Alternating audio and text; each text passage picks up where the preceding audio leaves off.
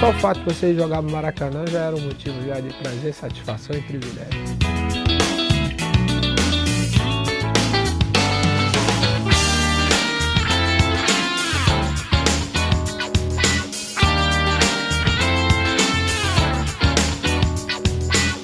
Eu vim de João Pessoa, né, com 5 para 6 anos de idade. Fui morar em Copacabana, quer dizer, a diversão de quem mora na Zona Sul, perto da praia, naturalmente, é a praia.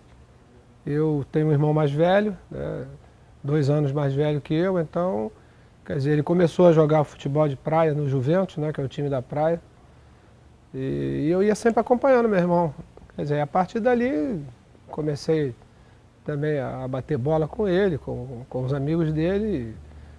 Quando já tinha 9 anos, 9 para 10 anos, aí comecei já a jogar futebol de areia no Juventus, no Mirim, que era a categoria daquela época. A primeira vez que eu pisei no Maracanã foi em 1974. Então, quer dizer, a primeira experiência no Maracanã ela foi ótima em todos os sentidos. Primeiro de você entrar naquele paraíso, né? Naquela loucura toda, com a torcida adversária. A maior rival que ficou durante toda a minha carreira profissional. Então, quer dizer, a primeira experiência, né, de você estar ali naquele momento, e depois a experiência na questão do equilíbrio, da emoção, de você estar jogando contra aquele que é o maior rival do Flamengo em toda a história. Então, quer dizer, foram 2 momentos assim bastante importantes e determinantes para que, inclusive, eu pudesse até sair daquele e dizer, eu acho que eu estou preparado para poder encarar essa grandeza toda aqui.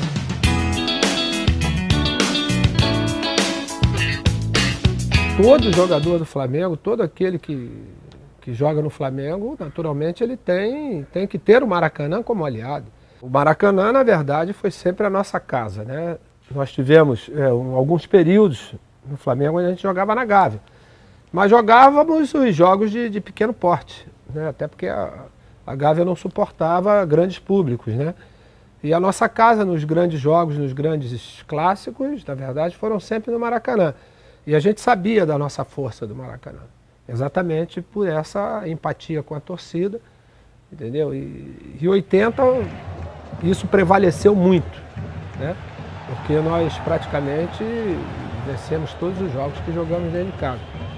Então, mesmo sabendo da força do Atlético, da capacidade daquele timaço de Éder, Reinaldo e companhia, a gente, não vou dizer que tínhamos certeza, mas a probabilidade de a gente ganhar era muito grande. A mesma coisa aconteceu também em 1983 contra o Santos, né?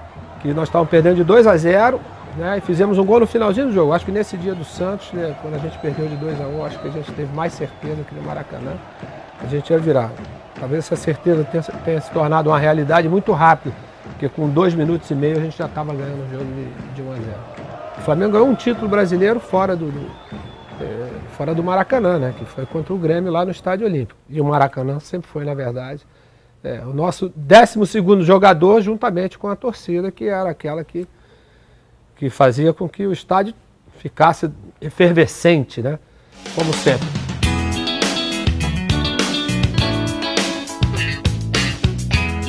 Foi um fator determinante, né, até pela participação da torcida, né, a torcida do Flamengo sempre foi uma torcida muito participativa, né? Quer dizer, basta você lembrar da época da charanga do Jaime de Carvalho, né? Que foi um dos pioneiros em levar instrumentos musicais para dentro do clube. A gente tinha esse termômetro mais ou menos, né? Porque quando a gente saía do túnel Rebouças para chegar até a Praça da Bandeira, você já tinha, né, a ideia mais ou menos da quantidade de torcedores, porque ali é onde desciam, paravam os ônibus que vinham da Zona Norte, muitos também que vinham da Zona Sul. Então a gente já tinha mais ou menos a ideia do que a gente iria encontrar, né, durante o jogo. E a gente tinha também, com o tempo a gente foi tendo um olho clínico, né? Você olhava lá para cima, você dizia, hoje vai dar 100, hoje vai dar 80, hoje vai dar mais do que isso. Quer dizer, uma coisa que a gente vai aprendendo. Eu acho que a beleza, né, exatamente do espetáculo, lá de baixo você olhando, né, as bandeiras, né, todos aqueles... Hoje são os mosaicos que fazem, que deve ser muito legal você ali de baixo dar uma olhada. A geral eu acho que era não, foi o lado mais folclórico da história do Maracanã. Se a arquibancada participava, a geral estava dentro do campo. Né? Eu, como jogava de lateral, que batia córner, quer dizer, tinha sempre alguém dizendo para mim, bate o córner no primeiro pau, bate o córner no segundo pau, olha não sei quem fora da área. Eles davam instruções. Tinha um legal fortão, que tinha uma voz de uma potência, parecia que ele tinha um amplificador. E ele só ficava dizendo, vamos Mengo, vamos Mengo. Aquilo ali era uma coisa que toda vez que estava ali para bater o córner, ele estava. E ele ficava andando, né, ali por trás do gol e até chegar no vestiário, na entrada do vestiário ali, onde estava o banco de reserva. Esse era uma figura que a gente encontrava sempre. Você vê, eu me lembro quando ia ao cinema antigamente, você ia ver o Canal 100, invariavelmente você tinha sempre várias cenas dos torcedores na geral. Então, quer dizer, o Geraldino, ele fez parte da história do Maracanã, como talvez muito mais, né, daqueles que iam para as arquibancadas e para as cadeiras. Parecia realmente que você estava vendo o jogo dentro do campo.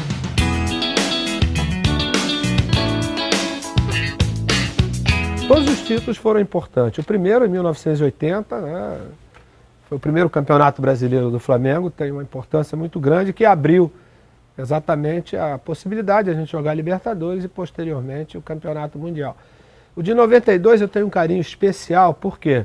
Porque eu tinha voltado da Itália em 89 através de um pedido do meu filho, o Rodrigo, que tinha 5 anos. Pô, pai, ele via, o Zico me deu de presente um cassete, né, onde tinha os gols dele. E ele via sempre a comemoração, toda aquela coisa. E uma vez, eu estava no Pescara nessa época, e ele me perguntou, pai, quando é que eu vou te ver jogar no Maracanã? Eu já estava com 5 anos na Itália e falei para minha mulher, falei, olha, acho que é hora de voltar, porque se eu não voltar agora, dificilmente eu vou, né, conseguir dar esse prazer para o Rodrigo. E além disso, né, eu era o último remanescente da geração de ouro do Flamengo, do pessoal que já tinha saído todo mundo, não tinha mais ninguém. Eu já tinha 38 anos de idade, já estava começando a pensar em me aposentar.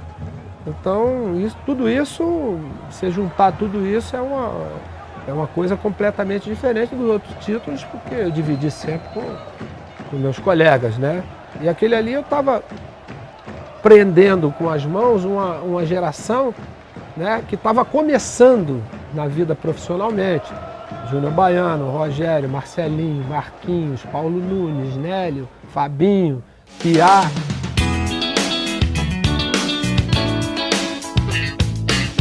Tem certos gols, quer dizer, eu fiz alguns gols bonitos no Maracanã, né? Quer dizer, fiz um gol contra a Alemanha no amistoso, né, antes da Copa do Mundo, no passe do Adílio.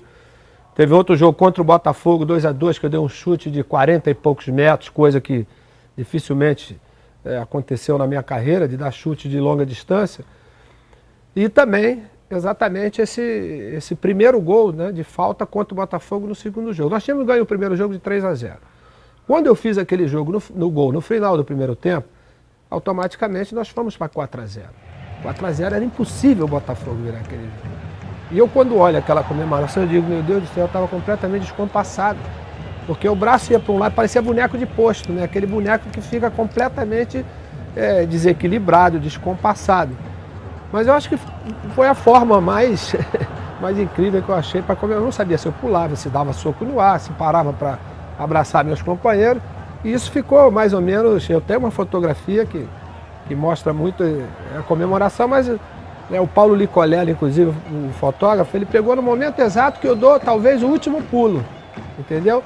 E tem o Idemar e o Gotardo do meu lado, é uma foto que na verdade ficou marcada. Tanto que essa foto, ela ficou marcada no hall do Maracanã antes da reforma, junto com os outros colegas dos outros clubes, marcando exatamente a minha presença.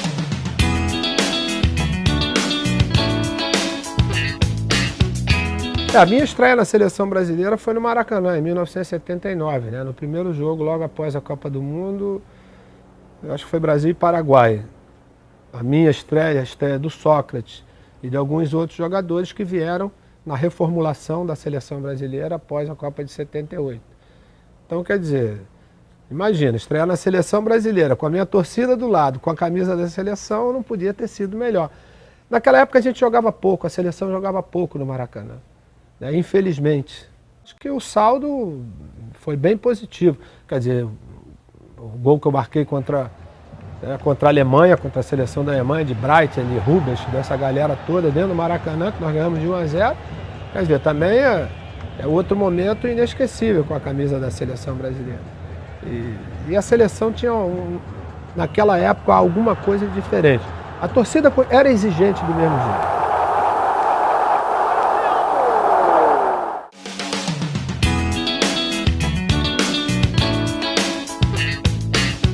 Eu espero que o Maracanã possa voltar com a mesma mística, né, com tudo aquilo que eu tive o privilégio de viver nos anos 70 até 1993. E eu acho que vai. Houve uma reforma completamente, a geral não existe mais, mas as cadeiras se aproximaram. E eu acho que o mais importante, a participação da torcida, ela jamais vai deixar de acontecer. Independente de como você tiver estruturalmente o estádio, né? É lógico que a gente vê as modernidades, tudo aquilo que vai ser a funcionalidade do estádio, né? Tudo isso vai acontecer para que o Maracanã possa continuar sendo o maior templo de futebol do mundo.